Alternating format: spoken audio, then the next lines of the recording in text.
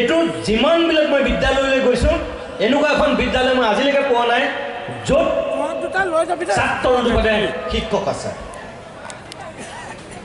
যদি এখন হাইস্কুলত মেথছৰ শিক্ষক নথকাকৈ যদি সেই বিদ্যালয়খনে মেট্ৰিক পৰীক্ষা দিবলগীয়া হৈছে, যদি এখন হায়াৰ ছেকেণ্ডেৰীত ইকনমিক্স ছাবজেক্টটো আছে, যদি ইকনমিক্স পঢ়ুৱাব পৰা এজন শিক্ষক নাই, হিন্দী বিষয়টো থকাৰ পিছত যদি তাত হিন্দী শিক্ষক নথকাকৈ যদি ছাত্ৰ ছাত্ৰীয়ে চূড়ান্ত পৰীক্ষাত অৱতীৰ্ণ হ'বলগীয়া হৈছে, তেতিয়াহ'লে আমাৰ চৰকাৰী মাধ্যমৰ শিক্ষা ব্যৱস্থা কোন দিশে ধাবিত হৈছে?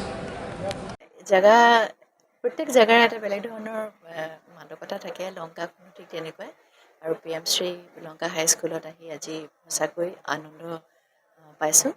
গোটেই পৰিৱেশটো খুব শৃংখলাবদ্ধভাৱে তেওঁলোকে অনুষ্ঠান কৰিছে।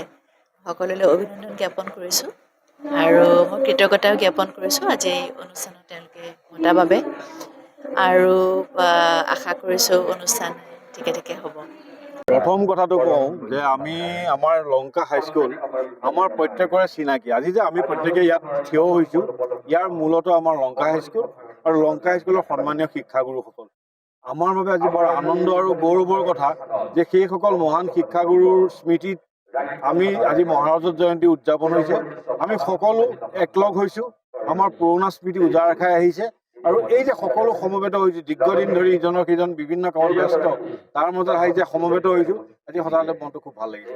অতীতলৈ চাবই মানুহ মানে স্মৃতিপৰায়ণ, গতিকে মনটো অতীতলৈ গুচি গৈছে। অতীতৰ বহু স্মৃতি আহিছে। আমি যেনেকৈ কাজিয়া কৰোঁ তেনেকৈ বন্ধুত্বও আছে, সেই বন্ধুত্বৰ কথাবিলাক আহিছে। এইখিনি মোৰ মনলৈ অহা কথা। কিন্তু লগতে মই সামাজিকভাৱে এটা কথা কওঁ যে লংকাৰ এটা সৌন্দৰ্য আছে।